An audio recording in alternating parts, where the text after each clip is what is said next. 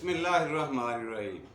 नाजरीन, आज 4 जून है, दिन है हफ्ता का, साल 2022। आपका अपना मेज़बान जावेद इकबाल नए प्रोग्राम के साथ सुबह के वक्त आपकी खिदमत में फिर हाजिर है। अस्सलामु अलैकुम रहमतुल्लाहि व बरकातहू। गुड मॉर्निंग, सुबह खैर आप सबको। कैसे हैं आप लोग? सब लोग फ्रेश होंगे, ज़ाहिर है खुश होंगे इंशाअल्लाह। अच्छा, हुआ ये है जी, हम तारीख़ हिंदुस्तान में सफ़र करते करते पहुंच चुके हैं मुगलिया सल्तनत, यानी 16वीं सदी के आगाज़ में। 16वीं सदी का आगाज़ हो चुका है और हम घूम रहे हैं अब मुगलिया सल्तनत, जिसकी बुनियाद रखने वाले साहब थे कौन? ज़हीरुद्दीन मोहम्मद गौरी, सॉरी बाबर, ज़हीरुद्दीन मोहम्मद बाबर थे, जिन्होंने हिंदुस्तान में आकर सबसे पहले मुगलिया सल्तनत की संगे बुनियाद रखा। अब इसके बारे में मैंने आपको पिछली 2-3 किस्तों में काफ़ी कुछ बता दिया बाबर के बारे में, लेकिन हुआ क्या है कि वो किताब, मुझे शौक़ पैदा हुआ कि वो किताब देखूं जो इस बंदे ने अपने हाथ से लिखी है, वाहद और इकलौती किताब, जिसका नाम इसने खुद तज़्के बाबरी रखा है। ये किताब तो खैर मेरे पास पड़ी हुई है, अगर आपको शौक़ हो देखने का तो आप भी बाज़ार से ले सकते हैं। इसका नाम है तज़्के बाबरी।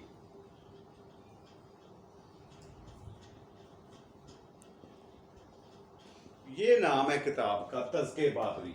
अच्छा, इसको 2 और नामों से भी पुकारा जाता है, याद किया जाता है। एक है बाबरनामा और दूसरा है वाक़यात बाबर, वाक़यात बाबरी। ये 3 नामों से इसे पुकारा जाता है, याद किया जाता है इस किताब को।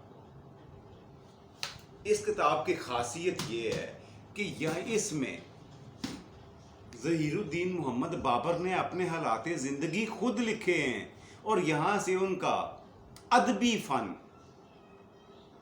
बाबर का अदबी ज़ौक़ और उसका शौक़ और उसका फ़न, लिखने लिखाने का, पढ़ने पढ़ाने का, अदब के साथ उसका रिश्ता लिटरेचर के साथ, ये ज़ाहिर करता है। और बहुत सारे जो दूसरे मुसन्नफ़ीन हैं, मैंने देखा था, इसलिए मुझे शौक़ हुआ कि बहुत सारे मुसन्नफ़ीन इस किताब का हवाला दिया करते हैं और इसके नमूनों को अपनी किताबों में नकल करते हैं।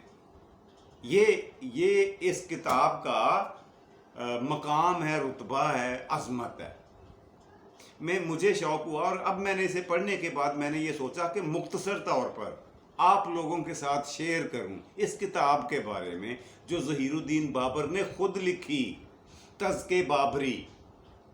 अच्छा, ये किताब उसने कब से लिखना शुरू की ये मुझे भी पता नहीं चला, अंदाज़ा लगाया जा सकता है। उसने कुछ लिखा भी, बताया भी नहीं है किताब में, और जो दूसरे मुहक्किकीन हैं, रिसर्चर्स हैं, तारीख़दान हैं, वो भी ये तय करने में मुझे नाकाम दिखाई देते हैं कि किस एज में उसने ये किताब लिखना शुरू की। अंदाज़ा है वाक़यात से, हालात से अंदाज़ा लगता है कि जब ये तख्त नशीन हुआ फ़रगाना का, मैंने आपको बताया था पिछली किस्तों में, फ़रगाना का इसका आबाई सल्तनत, इसकी बादशाहत थी इसके बाप की। उसके ऊपर जब ये तख्त नशीन हुआ तो इसकी उम्र थी 12-13 साल की। अब बताएं कि 12-13 साल का बच्चा जब कलम पकड़कर तारीख़ की किताब या अपने सवाने उम्री या अपने हालात ज़िंदगी लिखना शुरू करे तो इल्म अदब और ज़हानत उसकी छुपी हुई तो नहीं है। ज़ाहिर है, एक तो उसको लिटरेचर से लगाव है, पढ़ने पढ़ाने से लगाव है, और दूसरा वो किताबों की अहमियत को जानता है। उसका क्या मकसद हो सकता है? उसकी तो अपनी सारी ज़िंदगी बाबर की जद्दोजहद और जंगो-जदल में गुजरी है। कई शिकस्तें देखी हैं इसने, कई फतूहात भी समेटी। अब भी बचपन में 12-13 साल की उम्र में ये तख्त नशीन हुआ फ़रगाना का, तो वो सल्तनत इसके हाथ से छिन गई। उसे खो देने के बाद, उसे गवा देने के बाद इसने फिर कंधार, समरकंद اور کابل جیسے علاقوں پر قبضہ کیا، اور اس کے بعد اس نے واپس جانے کی بجائے، فرغانہ جانے کی بجائے ہندوستان پر لشکر کشی کرنے کا ارادہ کیا کہ ادھر زیادہ فائدہ ہے۔ اچھا، بہت سارے میں نے دیکھا یہ ہے کہ اس نے یہ بندہ جو ہے یہ 1483 میں پیدا ہوا تھا، 1483 میں، اور 1530 میں یہ فوت ہو جاتا ہے۔ اس کا مطلب ہے اس نے عمر تقریباً 37-38 سال پائی ہے، لیس دین 40 ایئرس۔ یہی نا 30 میں نہیں، لیس دین 50۔ سوری، میں آپ کو دوبارہ لکھ کے دکھاتا ہوں۔ 1433 میں یہ پیدا ہوا فرغانہ میں، 1433 میں فرغانہ میں، اور یہ عیسوی سن ہے، اور 1530 میں آگرہ میں اس کی وفات ہوتی ہے۔ اور یوں کہا جا سکتا ہے کہ اس کی کل عمر 48 سال رہی اس بندے کی۔ اچھا، اس کے کتاب لکھنے کا اس کا مقصد کیا ہو سکتا ہے؟ مجھے جو سمجھ آئی ہے وہ دو چیزیں ہیں۔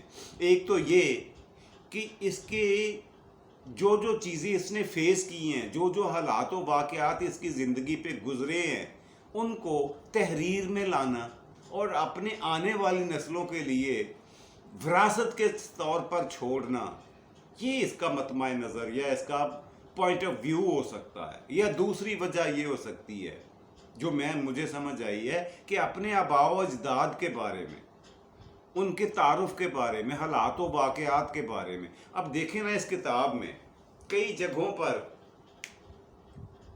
کئی وقفے آئے ہیں، 3-4 وقفے آئے ہیں۔ حیرت کی بات ہے کہ وہ کیوں آئے ہیں۔ میں آپ کو بتاتا ہوں وہ کہاں کب آئے ہیں۔ اس کے جو واقعات 1502 سے 1505 تک، 1502 سے 1505 تک یہ وقفہ ہے۔ اس کے بارے میں اس نے کچھ نہیں لکھا۔ اس کے بعد 1508 سے 1519، 1508 سے 1519 یہ دوسرا وقفہ آیا ہے کتاب میں، یہ نوٹ فرمائیں۔ اور تیسرا وقفہ ہے 1520 سے 1525، 1520 سے 1525 یہ تیسرا وقفہ آیا ہے۔ اور چوتھا وقفہ بھی ہے، اور وہ ہے 1529 سے 1530۔ اس کے بارے میں بتاتا ہوں۔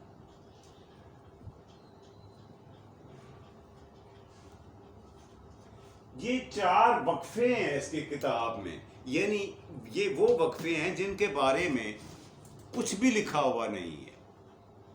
ان سالوں کے بارے میں کہ جو واقعات بابر کی زندگی، کیونکہ جس طرح سے اس نے لکھا ہے کتاب میں، وہ تو بہت باریکیاں ہیں۔ جہاں بھی گیا ہے اس کے حالات و واقعات پڑھ کر یقین جانے ایسا لگتا ہے کہ اس کی نظر کتنی گہری نظر تھی اس کی، ہر علاقے کے جغرافیہ پر، جغرافیے کے بارے میں لکھتا ہے، سیاسی حالات کے بارے میں لکھتا ہے، سماجی حالات کے بارے میں لکھتا ہے، اور یہاں تک کہ جانوروں اور پھلوں کے بارے میں کہ کس علاقے میں کون سا جانور زیادہ پایا جاتا ہے، اور پھل کون سا ہے، کون سا اچھا ہے، کون سا تھرڈ کلاس ہے۔ یہاں اتنی باریک بینی سے مشاہدہ کرنا، اتنی قربت سے، اتنی قریبی سے دیکھنا اشیاء کو، اور ان کو پھر تحریر پہ لانا، کتاب میں لکھنا، یہ ظہیر الدین بابر کو، مجھے تو لگتا ہے کہ پیدائشی شوق تھا اس کا، ورنہ ایسا ہو نہیں سکتا۔ بادشاہ یہ کام عموماً نہیں کیا کرتے، لیکن یہ کتاب اس بات کی دلیل ہے کہ یہ بندہ علم و ادب سے کتنا لگاؤ رکھتا تھا، کتنا ادب سے کے ساتھ اس کا اٹیچمنٹ تھی، شوق تھا اس بندے کی۔ یہ کتاب اس نے لکھی تھی ترکی زبان میں، ظہیر الدین بابر نے۔ ترکی میں کیوں لکھی؟ ترکی اس کی مادری زبان تھی، ترکی میں یہ کتاب لکھی. ترکی کے بعد اب اس کی فوتگی کے بعد اس کا بیٹا ہمایوں آ جاتا ہے. پھر مغلیہ سلطنت کا ایک سلسلہ شروع ہو جاتا ہے. اس خاندان کی حکومت تقریباً 300 سال تک، 3 صدیاں انہوں نے ہندوستان پر حکومت کی ہے اس خاندان نے، جس کی بنیاد ظہیر الدین محمد بابر نے رکھی. اچھا اس کے بعد کیا ہوا؟ اچھا وقفے کے بارے میں بتا رہا تھا کہ 29 اور 30 جو آخری وقفہ ہے اس کے بارے میں بتانا بھول گیا کہ وہ ہمایوں کی بیماری کا دور تھا. اس کے پیارے بیٹا، اس کی اولاد ایک بیوی میں سے جس کا نام ماہم بیگم تھا، تو وہاں کابل میں یہ پیدا ہوا افغانستان میں. اس کی ماں کا نام ماہم بیگم تھا. اس کی بیگم تھی ظہیر الدین بابر کی، اور اس کا بیٹا تھا ہمایوں. ہمایوں کا اپنی ماں میں سے اور کوئی بھائی نہیں تھا. دوسری ماؤں میں سے 3 بھائی اور بھی تھے جن کا تذکرہ و تفصیل، یہ ٹوٹل 4 بیٹے تھے ظہیر الدین بابر کے، اور 3 بیٹیاں تھیں. ان کا انشاءاللہ ناموں کے ساتھ تفصیل میں آپ کو اگلے اور کل کے پروگرام میں بتاؤں گا. آج صرف میں نے اس کتاب کے بارے میں کچھ آپ سے باتیں شیئر کرنے کو دل کر رہا تھا، اس لیے سوچا کہ اس پہ گفتگو کرتے ہیں. ہو سکتا ہے آپ میں سے کئی لوگوں کو یہ خشک بھی لگے، ناپسندیدہ بھی گزرے، ان لوگوں سے معذرت کے ساتھ. لیکن جن لوگوں کی علم و ادب سے کچھ دلچسپی ہے، لٹریچر کے بارے میں کچھ جاننا چاہتے ہیں، ان کے لیے اس کتاب میں بہت کچھ ہے. جب ترکی میں یہ لکھی جاتی ہے تو بعد میں 2-3 لوگوں نے اس کا فارسی میں ترجمہ کیا، مگر وہ اکبر بادشاہ کا جب دور آتا ہے، مغل اعظم کا دور، تو وہ ان ترجموں سے مطمئن نہیں تھا. اس نے ایک اپنے خاص رتن، اکبر بادشاہ کے 9 رتن تھے نا، بڑے مشہور زمانہ، وہ 9 رتنوں کے بارے میں تفصیل بتاؤں گا جب اکبر تک ہم پہنچیں گے. ان اپنے 9 رتنوں میں سے ایک اس کا رتن تھا خانِ خانہ. یہ اس کا نام تھا، خانِ خانہ. اکبر کا ایک رتن تھا خانِ خانہ. یہ صاحب تھے، ان کی ڈیوٹی لگائی اکبر بادشاہ نے کہ تم نے مجھے لکھ کر دینا ہے، ترجمہ کر کے دینا ہے. پھر اس کے بعد کیا ہوتا ہے؟ اس کے بعد یہ ہوتا ہے کہ اس کا انگریزی میں ترجمہ ہوا، اور اب اردو میں بھی کافی، دنیا کی بہت ساری زبانوں میں اس کتاب کا ترجمہ ہو چکا ہے. اس لیے پوری دنیا میں یہ جانی پہچانی جاتی ہے کتاب. اس لیے میں نے ضروری سمجھا کہ آپ سے اس کی کتاب کے بارے میں بات کروں. اور اس کے بعد یہ اب بازار میں اردو میں بہت سے مصنفین کا ترجمہ اویلیبل ہے، دستیاب ہے، میسر ہے. اگر کوئی دیکھنا پڑھنا یا خریدنا چاہے تو مل جاتا ہے آسانی سے تذکرہ بابری کا ترجمہ. اب اس کا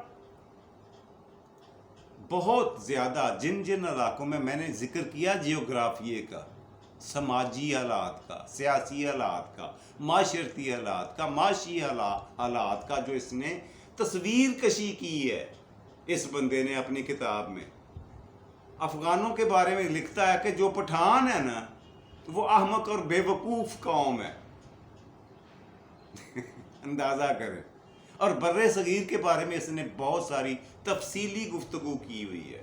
بر صغیر کے بارے میں لکھتا ہے کہ یہاں 4 قسم کے قدرتی موسم ہیں جو سب سے بڑا اللہ کا تحفہ ہے. یہاں کے جو لوگ ہیں نا وہ مکانوں میں رہنے کی بجائے جھونپڑیوں میں رہنا پسند کرتے ہیں. اور جب یہ یہاں پہ جتنی جلدی شہر آباد ہوتے ہیں اتنی جلدی اجڑ بھی جاتے ہیں، اور جب اجڑتے ہیں تو پیچھے لوگ اپنا نام و نشان بھی چھوڑ کر نہیں جاتے.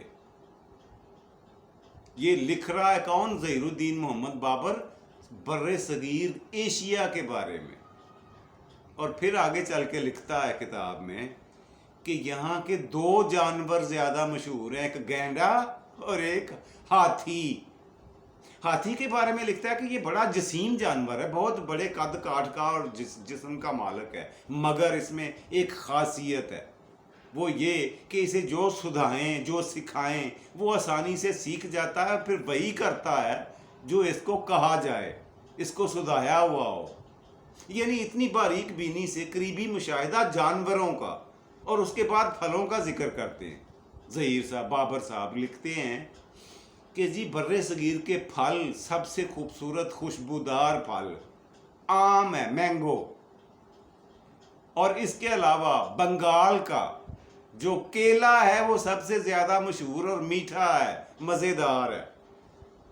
ये देखते जाएं, ये कोई वही बंदा इस तरह की तहरीरें, इस तरह के काम कर सकता है जो बहुत दिलचस्पी रखता हो इल्म व अदब में, और बहुत करीब से मुशाहिदा करता हो चीज़ों का, बहुत करीब से देखता हो, गौर करता हो, फिक्र करता हो। जी, तो केले के बारे में यकीन जाने मैंने तफसील पढ़ी, हैरान हुआ हूँ। केले के दरख्त के बारे में क्या लिखता है?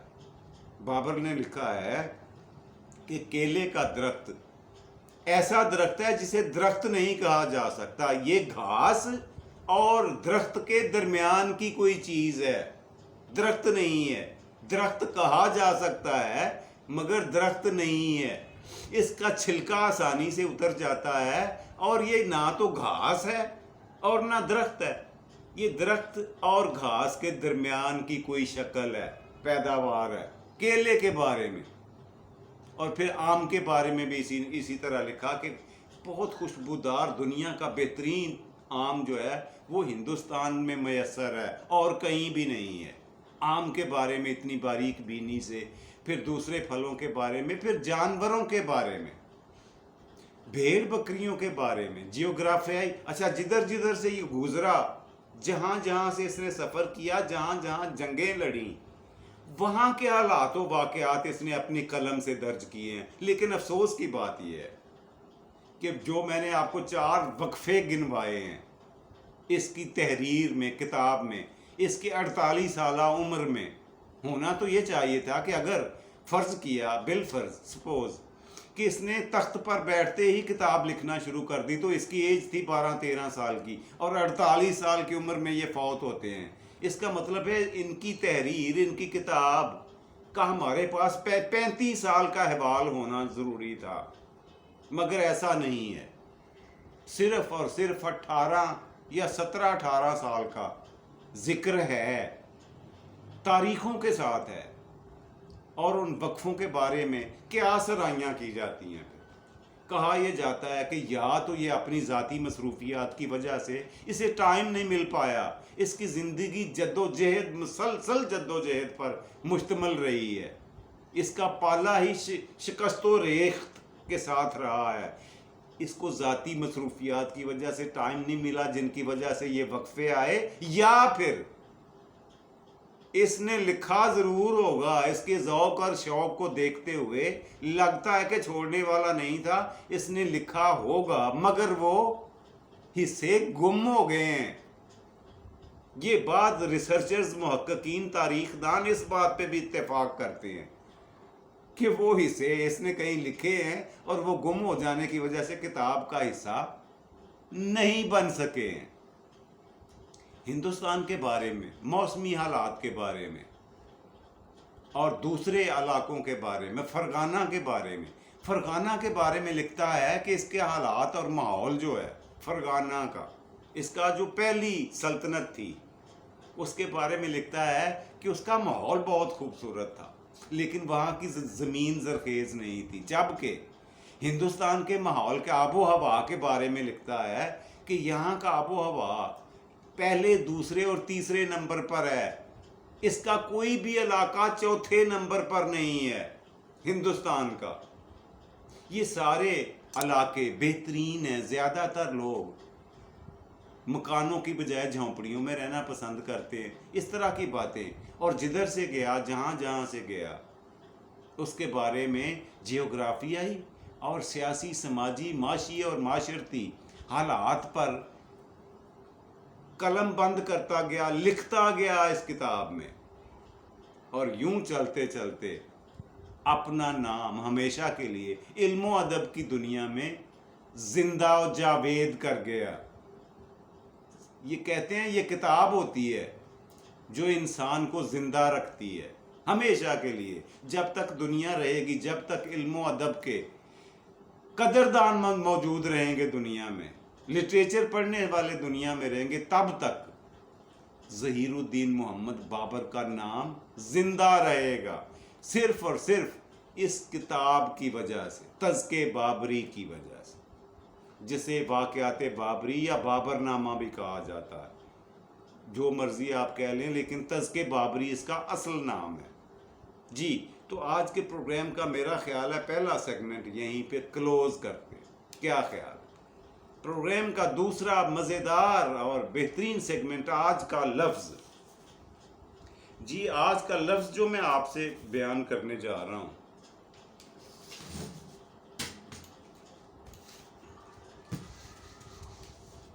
وہ بڑا مزے کا ہے۔ یہ لفظ ہے یہ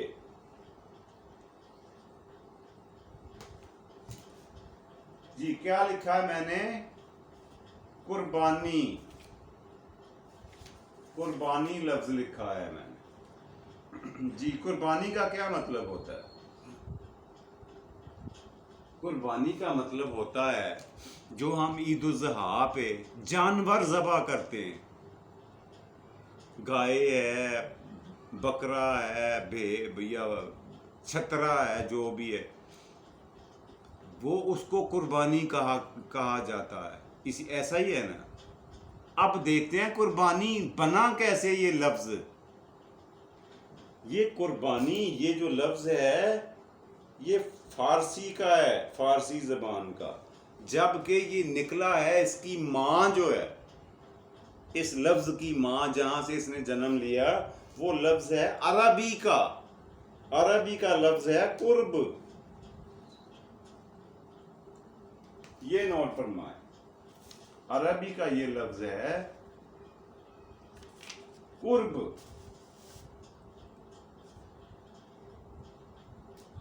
اور قرب کا مطلب، قرب سے قربان بھی بنتا ہے۔ یہ ایک ہی فیملی کے الفاظ ہیں، مگر یہ عربی کا ہے یہ قرب، اور عربی سے یہ فارسی میں جا کر قربان اور قربانی کا لفظ بنا۔ اچھا، قرب کا مطلب عربی میں ہوتا ہے نزدیکی کا، کسی کے پاس ہونا، کسی کے قریب ہونا، قرب کہلاتا ہے، جبکہ یہ فارسی میں آ کر قربانی بنا اور قربان کا لفظ مارز وجود میں آیا، جس کا مطلب ہو گیا کسی کے لیے ذبح ہونا یا ذبح کرنا، یہ قربانی ہے، یا کوئی چیز دے دینا، چھوڑ دینا کسی کے لیے، تو کہا جاتا ہے اس نے قربانی دے دی ہے۔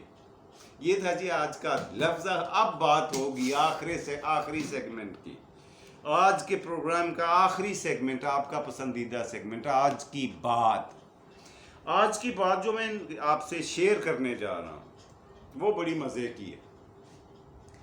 بات اس طرح سے ہے کہ کبھی کبھی انسانوں کی زندگی میں حالات اور ماحول اتنا غمگین، اتنا افسردہ اور اتنا تلخ آ جاتا ہے، اتنا سخت آ جاتا ہے کہ اسے یہ محسوس ہونے لگتا ہے کہ میری زندگی میں شاید خوشی کا کوئی لمحہ دوبارہ نہیں آئے گا، لیکن ایسا ہوتا نہیں ہے۔ یہ انسانی عقل کی بات ہے جو ناقص ہے۔ وجہ یہ ہے کہ کائنات پوری کی پوری اللہ سونے کی، خالق کی، مالک کی کائنات جو ہے، اس کی تو بنیادی تبدیلی پر ہے، تغیر پر ہے۔ اس لیے آپ غور کریں کہ کبھی یہ ممکن ہے کہ رات کے بعد سویر نہ ہو، دن نہ آئے؟ ایسا ہوا ہے کبھی؟ رات کتنی اندھیری ہو، ڈراؤنی ہو، خوفناک ہو، اور کتنی ہی لمبی کیوں نہ ہو، اس کی سویر ضرور ہوتی ہے، اس کے بعد اجالا ضرور آتا ہے۔ یہ ہو نہیں سکتا کہ غم کے بعد خوشی اور خوشی کے بعد غم نہ آئے. اور خوش رہنے کے لیے جو میں نے اپنے اساتذہ سے اپنے استادوں سے سنا وہ بات آپ سے شیئر کرتا ہوں کہ خوش رہنے کا فارمولہ کیا ہے کہ ان چیزوں کی خواہش چھوڑ دیں جو چیزیں آپ کی پہنچ سے ہی باہر ہیں, جو آپ کی دسترس سے باہر ہیں, جن کو پا لینے کی آپ میں ہمت اور طاقت ہی نہیں ہے. ان چیزوں کا خیال کرنا بھی چھوڑ دیں. یہ خوش رہنے کا بہترین فارمولہ ہے جو میں نے اپنے بڑوں سے اپنے اساتذہ سے سنا تھا, آپ سے شیئر کر دیا. اپنے میزبان جاوید اقبال کو پروگرام سے اجازت دیجیے. خوش رہیں, خوش رکھیں, خوشیاں بانٹیں اور خوشیاں سمیٹیں. اپنا اور اپنے پیاروں کا ڈھیر سارا خیال رکھا کریں. رب رکھا اور پاکستان زندہ باد.